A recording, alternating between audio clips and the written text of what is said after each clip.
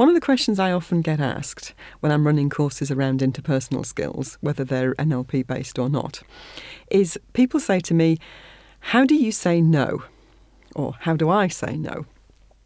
One of the reasons for that, I think, is that many people do find it hard to say no, and there are a number of different circumstances in which that shows up. One of the most common things is that if someone's asking you to do something, many people will find it hard to say, no, I won't do that, or I can't do that. Actually, often people resort to I can't when really they mean I won't. So why would somebody do that? I think some of the reason is that we all like to think of ourselves as being nice, kind, friendly, helpful individuals, and so we want to maintain that view, both for ourselves and for the people that we interact with. So if someone asks me, can you do this for me, and I say no, then that might cut across my sense of myself as being somebody who's helpful and friendly and useful.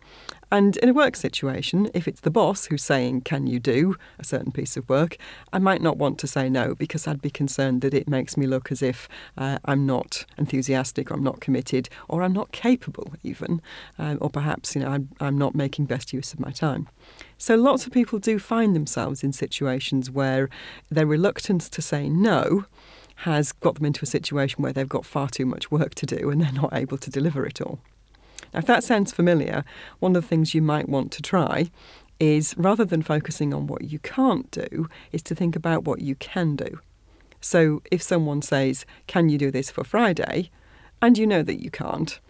If you were to say, well, I can get half of it done by Friday and I could deliver the rest by next Wednesday, how would that be? That's a more constructive conversation than just doing a yes or no. Because the no is obviously the thing you don't want to say, and the yes is probably equally undesirable if it means that you're then going to find yourself overloaded. But that's not the saying no that I'm most interested in today. The other place where people have difficulty saying no is when they're talking to suppliers. And believe me, I know this, being a supplier to a lot of different companies. I've been on the receiving end of this one a lot, and it's made me think quite long and hard about what might be going on. So often what happens is that when someone gets into a conversation with a vendor of some service or product, and you may even have caught yourself doing this in a situation where you're personally buying something, whether it's a house or a new car or whatever, is that if it's a purchase that requires a certain amount of engagement with the supplier before you get to the point of signing on the dotted line, there can come a point when you've sort of realised it's not quite what you need. But you feel bad about the fact the other person's invested so much time. And so it feels uncomfortable to say, I've changed my mind, or no, this isn't the right thing just now, or actually I've found something that will fit the bill even better. And so the way that shows up in our business is that we may have written a proposal for someone and we may even not have got that far, but we've had some conversation about doing something. And from having a very comfortable and friendly conversation and building a good relationship, suddenly the person becomes unavailable.